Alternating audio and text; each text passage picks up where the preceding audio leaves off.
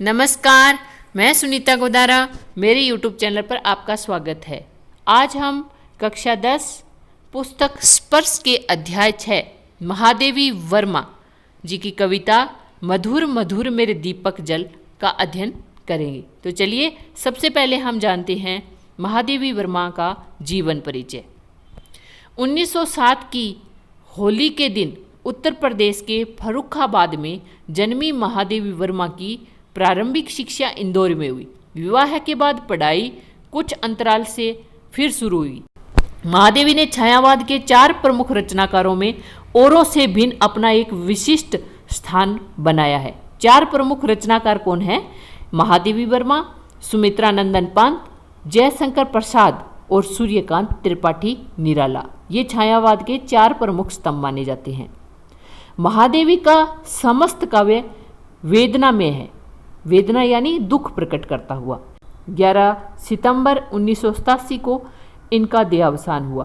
उन्हें ज्ञानपीठ पुरस्कार सहित प्राय सभी प्रतिष्ठित पुरस्कारों से सम्मानित किया गया। भारत सरकार ने 1956 में उन्हें पद्म भूषण अलंकरण से अलंकृत किया था। कुल 8 वर्ष की उम्र में 12 मासा जैसे बेजोड़ कविता लिखने वाली महादेवी की प्रमुख काव्य कृतियां हैं निहार, रश्मि, नीरजा, सांध्य गीत, दीपशिखा, प्रथम आयाम, अग्निरेखा, यामा और अन्य गद्य रचनाएं हैं। अतीत के चलचित्र, श्रृंखला की कड़ियां, स्मृति की रेखाएं, पथ के साथी, मेरा परिवार और चिंतन के क्षण। महादेवी की रुचि चित्रकला में भी रही। उनके बनाए चित्र उनकी कई कृतियों में प्रयुक्त किए गए हैं। मधुर मधुर मेरे दीपक जल। इस कविता में महादेवी वर्मा जी आस्था रूपी दीपक को जलाकर ईश्वर के मार्ग को रोशन करना चाहती है। वह अपने शरीर के कण कण को जलाकर अपने अंदर छाए अहंकार को समाप्त करना चाहती है। वह संसार के दूसरे व्यक्तियों के लिए भी यही कामना करती है और उन्हें भक्ति का सही मार्ग दिखाने के लिए उनकी सहायता करना चाहती है। उनके अनुसार सच्ची भक्ति के मार्ग में चलने का केवल एक ही रास्ता है और वह है आपसी ईर्ष्या एवं द्वेष का त्याग करना। चलिए अब करते हैं मधुर मधुर मेरे दीपक जल कविता की व्याख्या। उससे पहले अगर आप मेरे चैनल पर नए हैं तो मेरे चैनल को सब्सक्राइब कर लें और बेल आइकन को भी प्रेस कर लें ताकि आने वाला हर नोटिफिकेशन आप तक पहुंच सके। चलिए शुरू करते हैं। मधुर मधुर मेरे दीपक जल, युग युग प्रतिदिन प्रतिक्षण प्रतिपल प्रियतम का पथ आलोकित कर। प्रतिक्षण का अर्थ है हर घड़ी, प्रतिपल का अर्थ है हर पल और प्रियतम का अर्थ है आराध्य ईश्वर। आलोकित का अर्थ है प्रकाशित। और यहाँ जो दीपक शब्द आया है कवित्री के मन के लिए आया है। कवित्री है वो दीपक से कह रही है कि वो ईश्वर के प्रति आस्था है वो बनाए रखे और ईश्वर को प्राप्त करने के लिए ज्ञान का रास्ता है वो प्रकाशित करे, ताकि ज्ञान अगर उसको मिलेगा तो वो ईश्वर को प्राप्त कर सकती है। यहाँ क्या कह रही है? मधुर मधुर मेरे दीपक जल, कि हे मेरे मन रूपी दीपक, हे मेरे मन के दीपक, तू ईश्वर के प्रति आस्था बनाए रखते हुए तू मधुरता और कोमलता से जलता जा। युग युग प्रतिदिन प्रतिक्षण प्रतिपल प्रियतम का पथ आलोकित कर। कि हे मेरे मन के दीपक, तू हर पल, हर घड़ी और हर दिन और युगों युगों तक, युग युग का अर्थ है युगों युगों तक मेरे आराध्य, मेरे प्रियतम, मेरे ईश्वर का या ज्ञान का, ईश्वर तक पहुंचने का ज्ञान का रास्ता है उसको प्रकाशित करता जा। अर्थात ईश्वर में आस्था बनाए रख।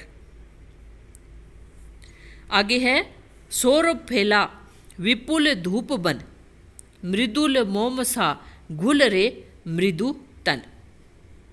यहां कवित्री कह रही है सौरभ का अर्थ होता है सुगंध, विपुल का अर्थ है विस्तृत, मृदुल का अर्थ है कोमल। कि हे मेरे मन रूपी दीपक, तू अपनी सुगंध को सौरभ को फैला। अर्थात यहाँ सौरभ का अर्थ क्या है? अच्छाई को, कि अपनी अच्छाई को इस तरह से फैला दे जैसे विपुल धूप बन, यानी जैसे एक धूप या अगरबत्ती है वो अपनी खुशबू को फैला देता है, उसी प्रकार हे मेरे मन रूपी दीपक तू अपनी अच्छाई को फैला दे।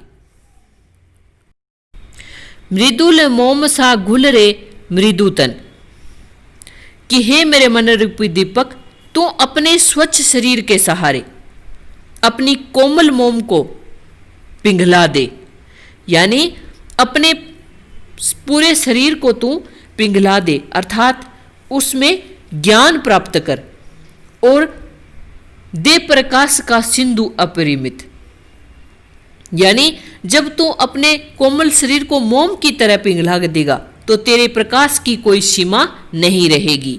अपरिमित का अर्थ होता है असीम, अपार, जिसकी कोई सीमा ना रहे, यानी तेरे प्रकाश की फिर कोई सीमा नहीं रहेगी। जिस प्रकार से सिंधु अर्थात सागर होता है वो असीम होता है, उसकी कोई सीमा नहीं होती है, ठीक उसी प्रकार कि तू भी इसी तरह अपना प्रकाश फैला कि तेरी कोई सीमा ना रहे। तेरे जीवन का अणु अणु गल पुलक पुलक मेरे दीपक जल। कवित्री यहां कहती है कि तू इस तरह से जल कि तेरे शरीर का एक एक अणु उसमें समाकर प्रकाश को फैलाए। अर्थात यहां कहने का तात्पर्य यह है कि अज्ञान का अंधेरा बहुत गहरा होता है और इसे दूर करने के लिए तन मन दोनों को न्यौछावर करना पड़ता है, यानी तन और मन पूरा अपने आप को न्यौछावर करना पड़ता है, तभी हमें ज्ञान की प्राप्ति होती है। कवित्री कहती है कि मेरे मन के दीपक तू सबको पुलक पुलक अर्थात रोमांचित करते हुए जलता जा। आगे है सारे शीतल कोमल नूतन मांग रहे तुझसे ज्वाला कण। शीतल का अर्थ होता है ठंडा, कोमल का अर्थ है मुलायम, नूतन का अर्थ है नया, ज्वाला कण का अर्थ है आग की लपट। तो यहां कवित्री क्या कह रही है कि हे मेरे मन के दीपक तू इस तरह से जल कि सारे शीतल कोमल नूतन, कि जल की सभी ठंडे मुलायम और नए मांग रहे तुझसे ज्वाला कण, तुझसे तेरी आग के कण मांग रहे हैं, अर्थात सभी जिसे भी ज्ञान की जरूरत हो वो तेरे पास आए और तू उन्हें ऐसा प्रकाश दे या ऐसा ज्ञान दे कि वो कुछ भी कर गुजरने के लिए तैयार हो जाए। आगे कवि कह रहा है विश्व सलभ सिर धुन कहता मैं हाय जल न पाया तुझ में मिल, सिहर सिहर मेरे दीपक जल। सलभ का अर्थ होता है पतंगा, जैसे दीपक में पतंगा जलता है। सिर धुन का अर्थ है पछताना, सिहर का अर्थ है कांपना। तो कवित्री यहां क्या कह रही है कि विषभ सलभ सिर धुन कहता, कि पतंगा है वो पछताते हुए कह रहा है कि वो तेरी आग में समा कर क्यों नहीं जल पाया। विषभ सलभ का अर्थ है अर्थात यहां अर्थ है सांसारिक लोग, कि सांसारिक लोग भी तेरी तरह बनना चाहे, अर्थात ज्ञान इतना होना चाहिए कि सबके काम आ सके, सभी तुमसे ज्ञान ले सके और उसमें कोई जलकर भस्म ना हो, यानी तेरा जो ज्ञान है वो समस्त विश्व के काम आए, संसारिक लोग तुझसे ज्ञान प्राप्त कर सके। अभी आगे कवित्री कह रही है सिहर सिहर मेरे दीपक जल। सिहर सिहर का अर्थ होता है कांपना, कि दीपक तू कांपते हुए इस तरह से जल कि तेरा प्रभाव सब पर पड़े, अर्थात सब अपनी जरूरत और क्षमता के हिसाब से प्रकाश या ज्ञान ले सके। यहां ज्वाला कण जो है वो ज्ञान का प्रतीक है और विषभ सलभ जो है वो सांसारिक लोगों के प्रतीक है, कि मन रूपी दीपक से लोग क्या है ज्ञान प्राप्त कर सके। आगे है जलते नभ में देख असंख्यक स्नेह हीन नित कितने दीपक। असंख्यक का अर्थ है अनेक, स्नेहहीन का अर्थ है प्रेम से रहित। नभ का अर्थ है आकाश। कवित्री यहाँ क्या कह रही है कि जलते नभ में देख असंख्य, कि आकाश में जलते हुए अनेक तारे हैं, यानी असंख्य तारे हैं वो आकाश में जल रहे हैं। स्नेहहीन नित कितने दीपक, कि वो दीपक की तरह ही जलते हैं लेकिन उनके बीच में प्रेम नहीं है, क्योंकि उनके पास प्रकाश तो है परंतु वे दुनिया को प्रकाशित नहीं कर सकते, यानी वो अपने आप के लिए ही जलते हैं। जल में सागर का उर जलता विद्युत ले घिरता है बादल। और जल में, और आपने देखा होगा कि वहीं दूसरी तरफ जो सागर है वो जल से भरा रहता है, लेकिन उसका उर अर्थात हृदय है वो सदैव जलता रहता है, यानी वो जल से भरा है फिर भी उसका हृदय जलता है। क्यों जलता है? क्योंकि उसके पास इतना पानी होने के बावजूद भी वह पानी किसी के काम का नहीं है। और विद्युत ले घिरता है बादल, और वहीं दूसरी तरफ बादल है जो कि बिजली की सहायता से पूरी दुनिया में बारिश करता है, यानी बादल जो है वो सभी के लिए परोपकार का काम करता है, सभी के लिए बरसता है, यानी उसके जल का सदुपयोग होता है, सागर के जल का सदुपयोग नहीं होता है। उसी प्रकार कवित्री कहती है विहस विहस मेरे दीपक जल, कि उसी प्रकार विहस का अर्थ है भलाई, कि हे मेरे मन रूपी दीपक तू अपनी नहीं बल्कि दूसरों की भलाई करता हुआ जा।